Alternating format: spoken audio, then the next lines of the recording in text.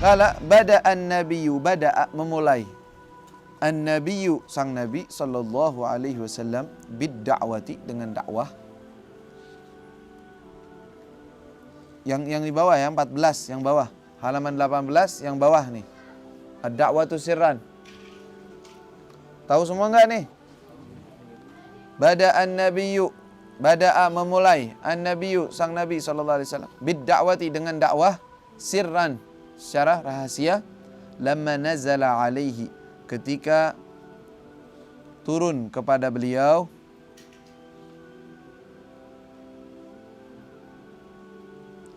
ayat, nah itu ya ayyuhal muddatsir, ya ayyuhal muddatsir, wahai yang sedang tertutup dengan selimut, yang menutup diri dengan selimut.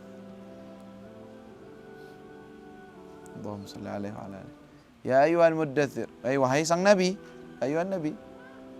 Allah tidak memanggilnya dengan nama beliau, ya Muhammad, la, ya ayyuhal muddatsir, sifatnya.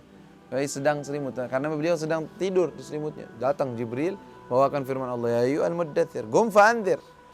Bangun. Fa'andzir, berikanlah peringatan. Qum, bangunlah. Fa'andzir, berikan peringatan. Wa rabbaka fakabbir, dan Tuhanmu engkau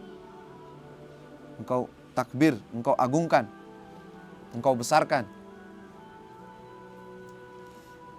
Dan Tuhanmu engkau besarkan. Wa thiyabaka fatahhir, dan bajumu sucikan. Warrujza fahjur, warrujza, dan sesuatu yang rujz itu yang kotor, yang jelek.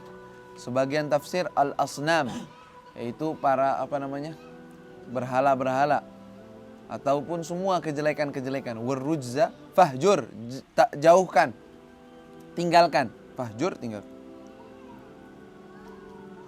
Wala tamnun, dan janganlah engkau tamnun.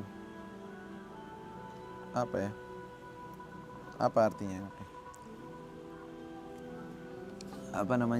Mengharap ujian, mengharap dari orang. Wala tamnun, mengharap dari orang. Tastakthir, untuk memperbanyak.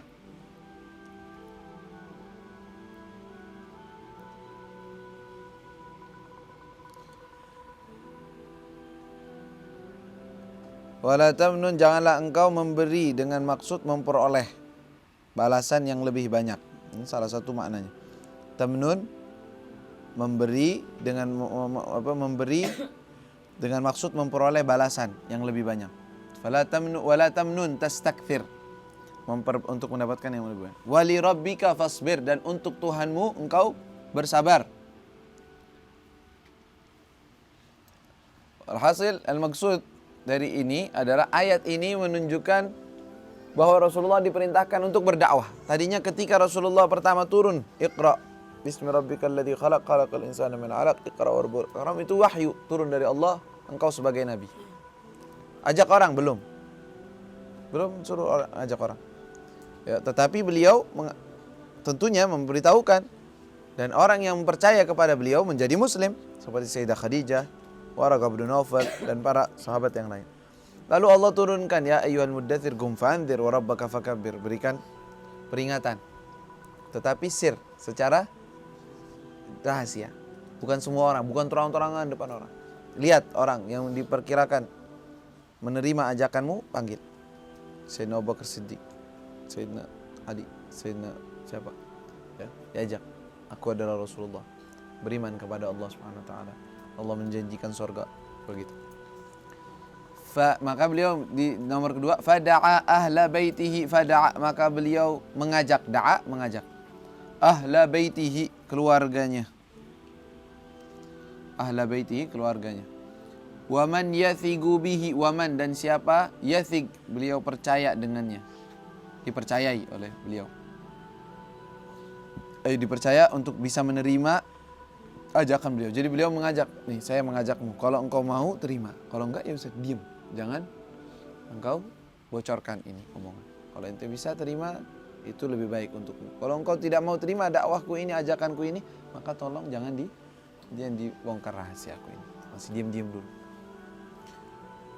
As-3 alladzina yang ya'taqiduna sidgahu, yang mereka mempercayai, ya'taqiduna mempercayai sidgahu, kejujuran Nabi sallallahu alaihi wasallam. Ya.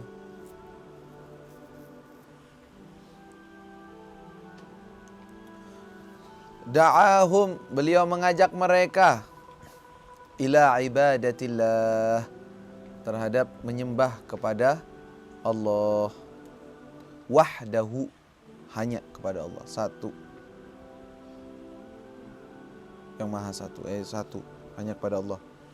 Warra'fati bin nas, dan beliau mengajak juga untuk apa? Warra'fah, berbuat kebaikan, kelembutan, bin nas, dengan orang-orang. Wal ittihad, dan bersatu. Wa tarkil harb, dan meninggalkan peperangan, jangan perang.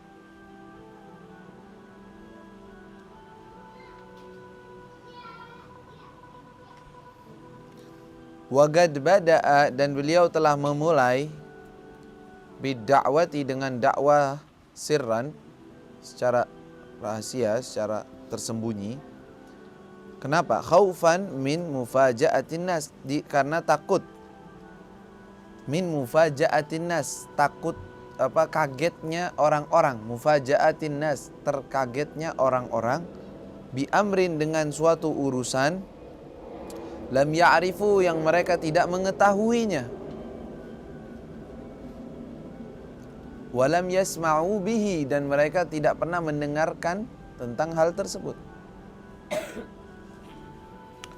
Jadi termasuk hikmah yang Allah Subhanahu wa taala ilhamkan dan ajarkan kepada Nabi Muhammad sallallahu alaihi wasallam. Beliau mengajak orang-orang pertama dengan tahapan, karena beliau diberikan oleh Allah fatanah, kecerdasan dan kepandaian yang luar biasa. Beliau tidak takut. Beliau tidak takut nyawa atau risikonya akan mati, tidak takut, bisa saja. Tetapi beliau punya hikmah, yang mana terkadang hikmah tersebut membiarkan bahwa dia perlu diam dulu, perlu untuk sir dulu, untuk tidak terang-terangan. Maka beliau mengajak orang-orang. Kenapa pertama beliau mengajak orang-orang dengan sir, dengan rahasia, diam-diam dulu? Kenapa? Karena takut kalau beliau, takutnya ini bukan takut orang untuk resikonya ke dia, tapi takut orang-orang menolaknya secara mentah-mentah, gak ada yang masuk Islam. Percuma dong dakwah kalau begitu. Tujuannya apa sih mau dakwah? Yang penting saya menunaikan kewajiban. Mau mereka percaya nggak percaya, salah mereka. Itu kan pemikiran orang yang nggak berakal, nggak punya hikmah. Ud'u ila sabili rabbika bil hikmati, bil hikmati wal mau'izatil hasanah. Dengan hikmah, kata dalam pemikiran beliau, kalau saya ajak mereka, saya nggak takut mati atau apa, selesai nggak masalah. Dan beliau akan mulia di sisi Allah. Tetapi apakah orang-orang akan menerima? Bakal kaget. Mereka nggak pernah dengar dengan ajaran tauhid kepada Allah Subhanahu wa taala, dengan ajaran adanya seorang nabi yang mengajak kepada Allah Subhanahu wa taala. Mereka nggak tahu itu. Mereka taunya berhala, mereka taunya ini, mereka taunya kesyirikan.